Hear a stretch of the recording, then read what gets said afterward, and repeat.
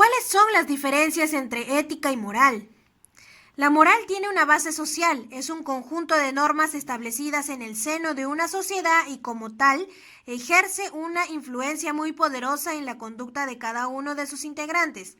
En cambio, la ética surge como tal en la interioridad de una persona, como resultado de su propia reflexión y su propia elección.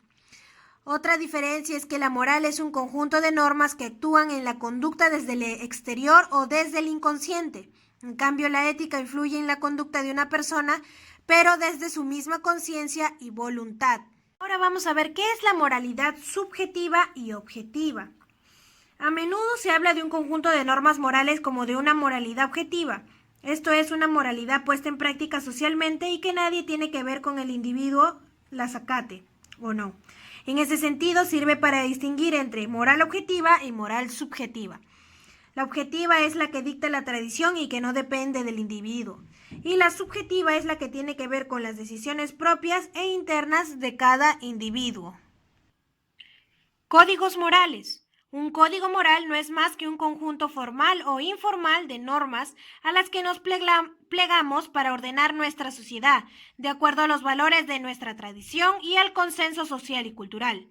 Estos códigos pueden estar regidos en algún tipo de escritura, como son los carteles prohibitivos en diferentes instituciones o situaciones. En otros casos son códigos no escritos, manejados por la población de modo incluso inconsciente. Por ejemplo, es el caso de los códigos morales del cristianismo que perdura en el occidente moderno y liberal, la fidelidad sexual entre parejas, el rechazo a la homosexualidad, etc. Los individuos pueden acatar algunas o todas las normas morales de sus respectivos códigos, dependiendo de la permisividad de la sociedad y de la estructura cultural y emocional de cada quien. Moral y religión.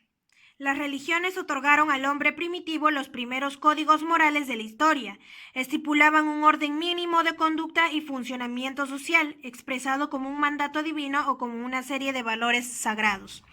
Inicialmente operaban como un primer código jurídico, pero en nuestras sociedades quedó relegado a un lugar más íntimo y cultural, del cual se encargan en muchos casos las iglesias o las instituciones laicas.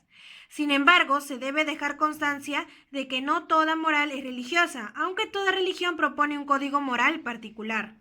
La religión más influyente en la formación de la moral occidental fue el cristianismo, que ordenó en manos de la Iglesia la sociedad europea durante 1500 años y luego fue impuesta a la americana, en donde las culturas precolombinas tenían sus propias formas religiosas y morales. La moral es clave en la garantía de paz y convivencia social en las comunidades humanas. Cierto margen de prohibición de disciplina conductual y de valores ha demostrado ser una ventaja frente a modelos sociales anárquicos en los que la fuerza de los poderosos sea la que implante las normas sociales. Sin embargo, las sociedades más moralistas no son necesariamente más prósperas, ni el progreso es exclusivamente conservador. De hecho, a medida que las sociedades prosperan, sus códigos morales cambian, adaptándose a las nuevas condiciones de vida que ha alcanzado. Ahora, ¿qué es la inmoralidad y qué es la amoralidad? La inmoralidad es el concepto diametralmente opuesto a la de moralidad y es su complemento. Las acciones que contradicen un código moral formal o informal son tenidas por inmorales, es decir, réprobas, indecentes, dignas de crítica y contrarias a las buenas costumbres. Se puede hablar así de acciones inmorales, personas inmorales o sociedades inmorales. Sin embargo, muchas veces lo que es inmoral para unos simplemente se rige por otros códigos morales ajenos. Ahora, ¿qué es la moralidad? Se denomina que una persona es amoral cuando ésta tiene un nulo sentido de moralidad, mientras que cuando se refiere a una obra de arte es para denotar que la misma no persigue ningún fin moral.